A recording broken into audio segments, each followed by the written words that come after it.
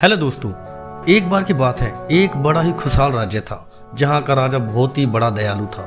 वह राजा अपनी प्रजा से बहुत ही ज़्यादा प्रेम करता था, लेकिन वह अपनी प्रजा से ज़्यादा अपने खरगोश को उससे भी ज़्यादा प्यार करता था। खरगोश को ही क्योंकि यह खरगोश उसकी पत्नी ने उसे भेंट स्वरूप दिया था, उसको एक गिफ्ट दिया था। खरगोश की सेवा में हमेशा नौकर चाकर लगे ही रहते थे। उसके खाने पीने का बहुत ही बड़ा ध्यान रखा जाता था और उसके लिए तरह तरह के फूल, स्वादिष्ट बेर, अलग अलग तरह के खाने की सारी सामग्रियां उसको दी जाती थी, जिससे कि उसको किसी भी तरह की कोई भी परेशानी नहीं होती थी। खरगोश की इस ठाट बाट को उसी राज्य के दो शरारती चूहों ने देखा और मन ही मन प्रसन्न हो गए। मौका पाकर वे चूहे राजमहल में घुस जाते हैं और खरगोश से प्रार्थना करते हैं, मिन्नतें करते हैं कि प्लीज हमें भी इस राज्य में, इस राज के महल में हमें भी जाने दो। हे मित्र, हम तुम्हारा जीवन भर एहसानमंद रहेंगे, तो प्लीज हमें भी इस राजा के राजमहल में घुस के फल फूल खाने का मौका जरूर दो। वैसे तो हमने कई चीजें खाई हैं, लेकिन कभी भी किसी राजा का राजमहल का स्वादिष्ट भोजन कभी नहीं चखा। तो कृपा करके हम गरीबों पर एक बार उपकार जरूर करें और इस तरह के स्वादिष्ट भोजन का हमें भी आनंद लेने दें।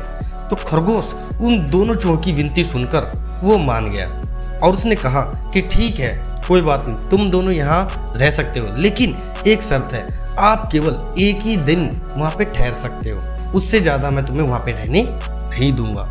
और एक दिन वहाँ पे रुक के सभी भोजनों का आनंद ले सकते हो, लेकिन खबरदार, इसके लिए तुम दोनों को छुप कर रहना पड़ेगा।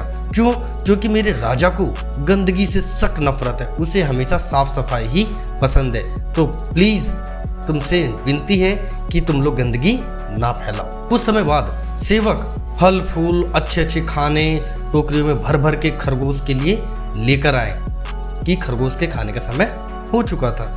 जैसे ही सेवक बाहर गए, दोनों चूहे उस फूलों की टोकरी पे, फलों के जिसमें अलग अलग प्रकार के स्वादिष्ट भोजन थे, उस पे टूट पड़े। और वो अपने स्वभाव के कारण, जैसा सबको पता है कि चूहे कभी भी एक जैसा नहीं खाते, वो छोटे छोटे टुकड़े कर करके कुतर के खाते और ज्यादा से ज्यादा फैलाते हैं और इधर उधर तहस नहस करते हैं। और उन्होंने उस दिन भी वैसा ही किया। जब राजा ने देखा, फिर उसके बाद राजा उस घर में तुरंत आया।